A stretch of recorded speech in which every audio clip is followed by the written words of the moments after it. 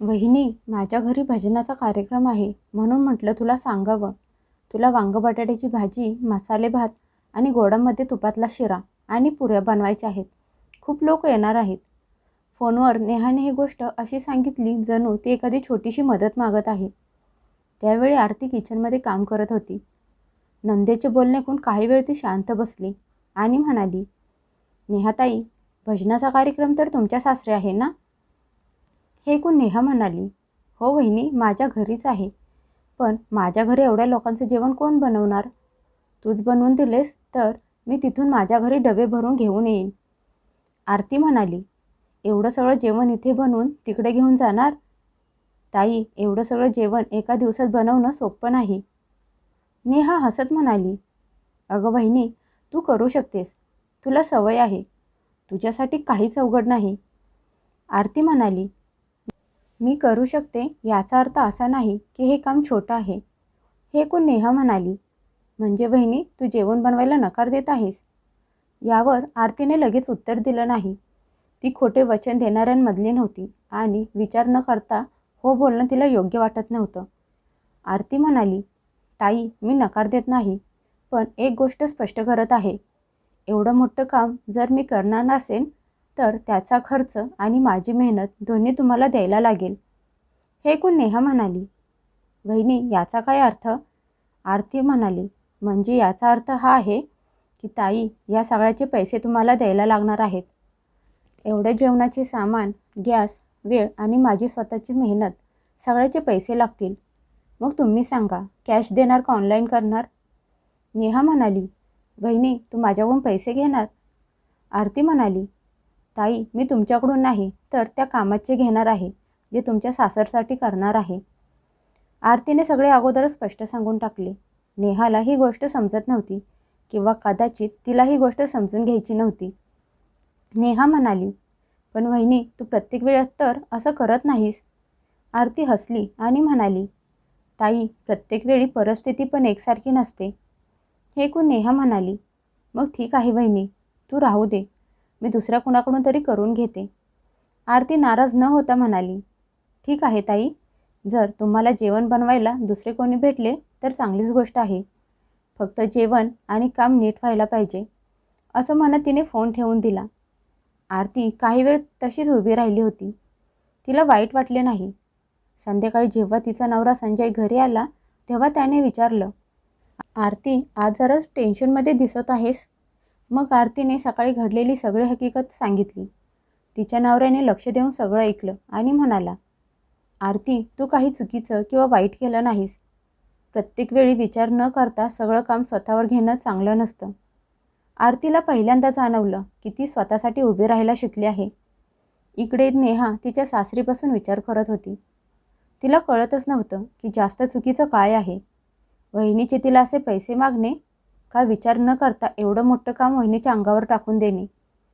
त्या दिवशी ती खूप लोकांशी बोलली, पण कुणीही एवढी मोठी जबाबदारी घ्यायला तयार नव्हते आणि जे तयार झाले होते ते पैसे खूप मागत होते.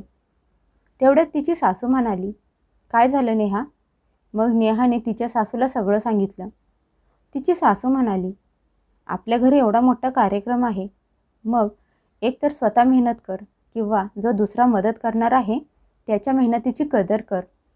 फक्त सांगितलं की लगेच काम होत नसतं. सासूचे बोलणे ऐकून नेहा शांत बसली. आज तिला पहिल्यांदा जाणवलं होतं की गोष्ट फक्त पैशांची नव्हती, तर दुसऱ्यांच्या मेहनतीची आणि त्याच्याकडे बघण्याच्या दृष्टिकोनाची होती. नेहाच्या मनात विचारांचं वादळ उठलं होतं. दिवसभर ती खूप लोकांशी बोलली होती. कुणी जेवण बनवायला स्पष्ट नकार दिला, तर कुणी एवढे पैसे मागितले की नेहा स्वतः मागे सरकली. संध्याकाळी किचनमध्ये तिची सासू पीठ मळत होती. नेहा त्यांच्या जवळ येऊन उभी राहिली आणि म्हणाली, आई, तुम्हाला एक गोष्ट विचारू? तिची सासू म्हणाली, हो, विचार ना. नेहा म्हणाली, आई, वहिनीचे मला पैसे मागणे चुकीचं आहे का?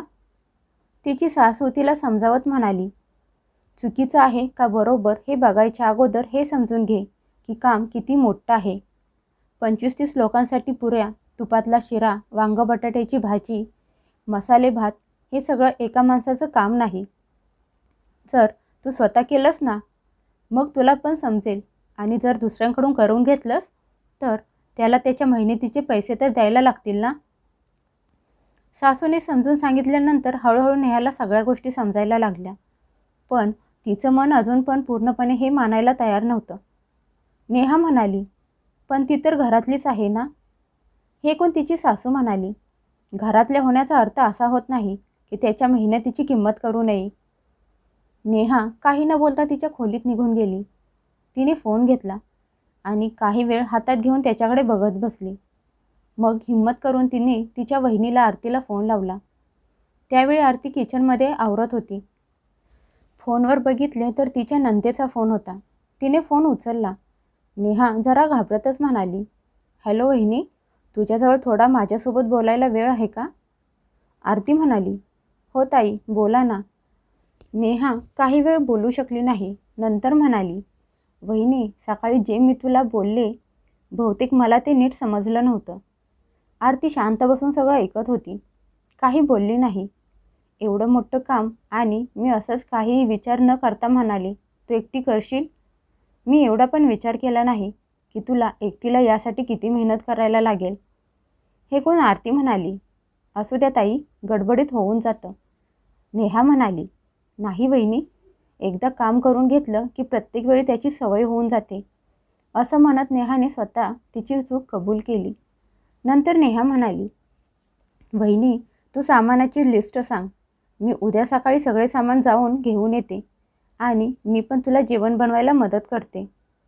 हे कोण. आरती म्हणाली, नक्की ना, फक्त बोलायचं म्हणून तर बोलत नाही ना. नेहा म्हणाली, नाही, यावेळी मी तुला वचन देते, मी तुला सगळ्या कामात मदत करणार. नंदेचे बोलणे ऐकून आरतीने मोकळा श्वास घेतला आणि म्हणाली, ठीक आहे, मी तुम्हाला सामानाची लिस्ट मेसेज करून पाठवून देते. नेहा म्हणाली, ठीक आहे वहिनी. असं म्हणत तिने फोन कट केला. दुसऱ्या दिवशी नेहा सकाळी सकाळी लवकर उठून सामान आणायला बाजारात गेली आणि सगळे सामान घेऊन भावाच्या घरी आली.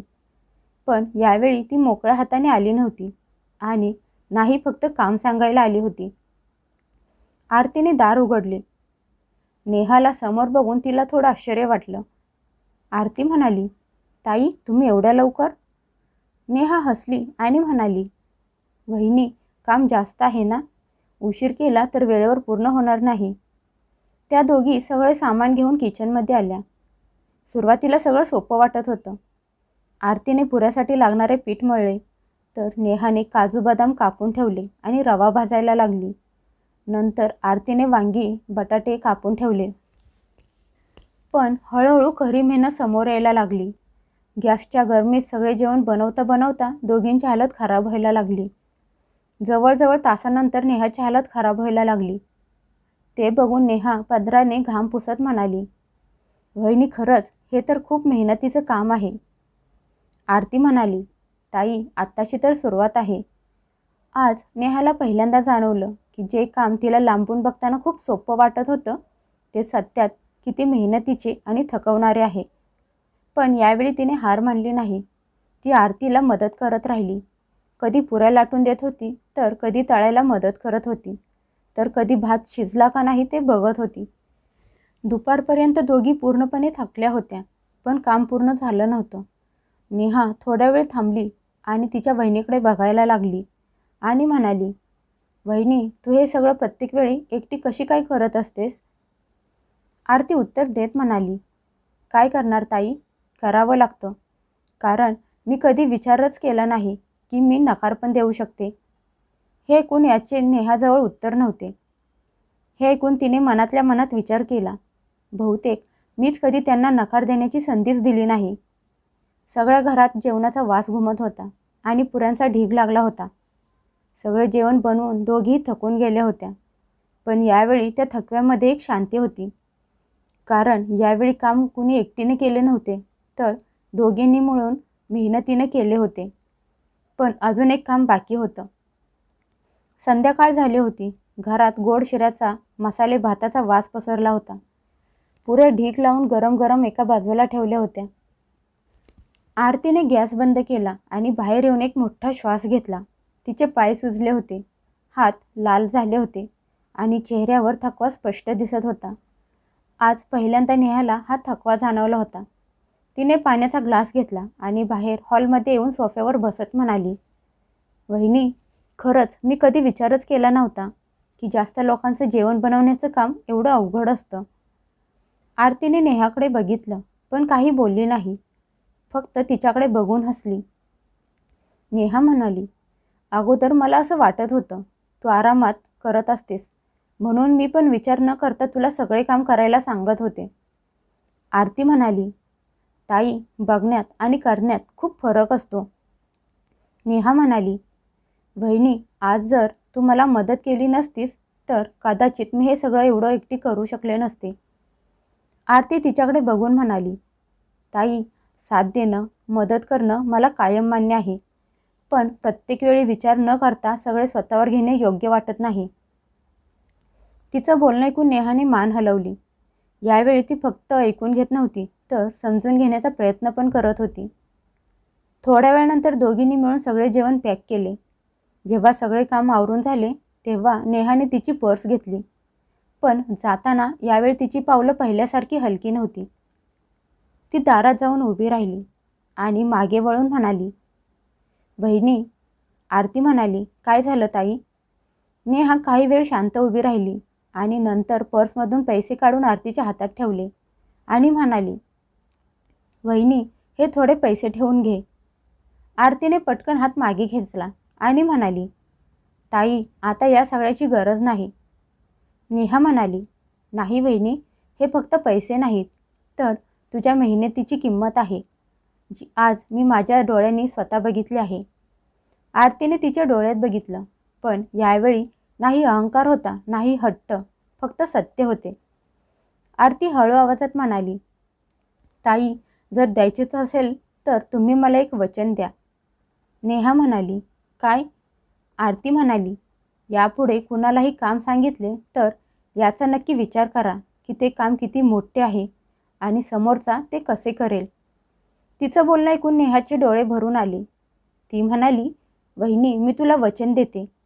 आरतीने हसून नेहाने दिलेले पैसे परत केले आणि म्हणाली, ताई, हे पैसे ठेवून घ्या. आज जे बदललं आहे ते या पैशांच्या पेक्षा कितीतरी किमती आहे. नेहाच्या सासरी संध्याकाळी भजनाचा कार्यक्रम होता. घरात लोकांची गर्दी झाली होती. घरात भजनाचा आवाज येत होता. भजन झाल्यानंतर भजनी मंडळी जेवायला बसली. जेवण केल्यानंतर सगळ्यांच्या तोंडात जेवणाची प्रशंसा होती. खूप लोक म्हणाले, शेवटी घरच्या जेवणाची चवच वेगळी असते. नेहा हे सगळं ऐकत होती, पण यावेळी ती फक्त खुश नव्हती तर तिला गर्व पण होता, कारण यावेळी स्वतः तिने मेहनत केली होती. तिची सासू तिच्या जवळ आली आणि म्हणाली, सुनबाई, असं वाटत आहे यावेळी तू स्वतः हे सगळं करण्यासाठी मदत केली आहेस, हातभार लावला आहेस. हे ऐकून नेहा हसून म्हणाली, हो आई, आणि या सगळ्यातून मी खूप काही शिकले पण आहे. तिची सासू म्हणाली, काय? नेहा उत्तर देत म्हणाली, हे की एखाद्याचं काम दिसायला खूप सोपं दिसतं, पण जरुरी नाही ते जेवढं दिसतं तेवढं सोपं असेल. संध्याकाळी सगळे लोक आपापल्या घरी गेल्यानंतर नेहा एकटी बसली होती. दिवसभराच्या कामानंतर आत्ता कुठे तिला आराम आणि मनाला शांती मिळाली होती. तिने आरतीला फोन केला. आरतीने फोन उचलला आणि म्हणाली, बोला ताई. नेहा म्हणाली, वहिनी, सगळा कार्यक्रम खूप छान पार पडला. सगळे लोक तुझ्या जेवणाची प्रशंसा करत होते. आरती हसून म्हणाली, माझी नाही, आपली बोला. नेहा लगेच म्हणाली, नाही वहिनी, यावेळी आपले बरोबर आहे. असं म्हणत दोघीही हसायला लागल्या. यावेळी या सगळ्यात आपलेपणा होता, प्रेम होतं आणि एकमेकींच्या मेहनतीची कदर होती. पण कहाणी इथेच संपत नाही. खरा बदल तेव्हा मानला जातो जेव्हा वेळ पुढे गेल्यानंतर पण तेच विचार मनात राहिले जातात. भजन होऊन आठवडा झाला होता. सगळे आपापल्या कामाला लागले होते. पण यावेळी आरतीच्या मनात एक हलकेपणा होता. तिला तो दिवस सारखा सारखा आठवत होता, ज्यावेळी पहिल्यांदा ती नाही बोलण्याच्या ऐवजी तिने स्वतःचे बोलणे स्पष्ट मांडले होते. आणि त्यापेक्षा जास्त महत्त्वाचे तिच्या नंदेचे बदललेले वागणे, तिचा स्वभाव. इकडे नेहाची दुसऱ्याबद्दल विचार करण्याची पद्धत बदलली होती. एक दिवस नेहाची सासू म्हणाली, सुनबाई, मी पुढच्या महिन्यात सत्यनारायणाची छोटीशी पूजा करायचं ठरवलं आहे. नेहा सरळ म्हणाली, आई, पूजेला किती लोकांना बोलवायचं आहे? तिची सासू उत्तर देत म्हणाली, 30 ते 40. नेहा पहिल्यासारखी विचार न करता लगेच कोणाचं नाव घेणार नव्हती. तिने काही वेळ विचार केला आणि म्हणाली, ठीक आहे आई, मी यावेळी स्वतः सगळी तयारी करेन आणि गरज वाटली तरच कोणाची तरी मदत घेईन. सुनेचे बोलणे ऐकून तिच्या सासूने लक्ष देऊन तिच्याकडे बघितले आणि म्हणाली, चांगली गोष्ट आहे. आता तू विचार करून बोलत आहेस. नेहा हसली, कारण तिला माहीत होतं की हा बदल तिच्यात अचानक झालेला नाही, तर एका दिवसाची मेहनत आणि एका सत्याने झाला आहे. काही दिवसांनी नेहा तिच्या माहेरी आली. दार उघडले तेव्हा आरती तिच्या समोर उभी होती. दोघी एकमेकींकडे बघून हसल्या. आरती म्हणाली, या ताई, खूप दिवसांनी आमची आठवण आली. नेहा आत येत म्हणाली, वहिनी तू कशी आहेस? आरती म्हणाली, मी ठीक आहे. तुम्ही सांगा, तुम्ही कशा आहात? पहिल्यासारख्या दोघीही सरळ किचनमध्ये गेल्या, पण यावेळी वातावरण वेगळं होतं. आरती चहा नाश्ता बनवायला लागली, तर नेहा स्वतः म्हणाली, थांब वहिनी, मी तुझी मदत करते. आरतीने तिच्याकडे बघितलं आणि हसून म्हणाली, काही गरज नाही, तुम्ही बसा. नेहा म्हणाली, वहिनी, दोघींनी मिळून केलं तर लवकर होईल. असं म्हणत तिला मदत करायला लागली. तिला मदत करताना बघून आरतीच्या चेहऱ्यावर हसू आलं. दोघी चहा घेऊन बाहेर येऊन बसल्या. चहा पिता पिता नेहा म्हणाली, वहिनी, पुढच्या महिन्यात माझ्या घरी पूजेचा छोटासा कार्यक्रम आहे. आरती फक्त ऐकत होती. नेहा म्हणाली, वहिनी, यावेळी स्वतः मी सगळी तयारी करणार आहे. पण जर तुला वेळ असेल तर मला थोडीशी मदत करायला ये. ही गोष्ट ती खूप सरळ आणि वेगळ्या पद्धतीने बोलली होती. आरती म्हणाली, ताई, जर त्या दिवशी मला वेळ असेल तर मी नक्की येईन. नेहा लगेच म्हणाली, जरी तुला वेळ नसला तरी ठीक आहे, मी एकटी मॅनेज करेन. हे ऐकून आरतीला खरंच खूप छान वाटलं. तेवढ्यात आरतीची सासू तिथे आली आणि दोघींना सोबत एकत्र गप्पा मारताना बसलेलं बघून म्हणाली, असं वाटत आहे आता तुमच्या दोघींचं छान जमायला लागलं आहे. नेहा हसून उत्तर देत म्हणाली, आई, अगोदर पण जमत होतं, पण मला समज थोडी कमी होती. आरतीने तिच्याकडे बघितलं. त्या एका लाईनमध्ये खूप काही होतं. संध्याकाळी नेहा परत निघाली तेव्हा दारात उभी राहून म्हणाली, वहिनी, त्या दिवशी जर तू स्पष्ट शब्दात बोलली नसतीस तर कदाचित मला कधी समजलंच नसतं. आरती हळू आवाजात म्हणाली, ताई, कधी कधी नात्यातला आपलेपणा आणि प्रेम वाचवण्यासाठी स्पष्ट बोलणे गरजेचं असतं. नेहाने हो म्हणून मान हलवली आणि म्हणाली, हो वहिनी, आता मला कळायला लागलं आहे. दोघींनी एकमेकींच्याकडे बघितलं. यावेळी नाही कुठली तक्रार होती आणि नाही कुठला दबाव, फक्त आपलेपणा आणि प्रेम. त्या दिवसानंतर नात्यात एक छोटासा बदल झाला आणि तोच बदल सगळ्यात मोठा ठरला. आता नेहा काहीही बोलताना विचार करून बोलत असायची आणि आरती जेव्हा पण मदत करायची तेव्हा मनात ओझं न ठेवता करत असायची. कारण आता दोघींच्याही एक गोष्ट लक्षात आली होती, ती म्हणजे नाती फक्त कामाने चालत नाहीत, तर समजूतदारपणा आणि सन्मानाने चालत असतात. आणि जेव्हा या दोन्ही गोष्टी भेटतात तेव्हा नात्यात आपोआप गोडवा यायला लागतो.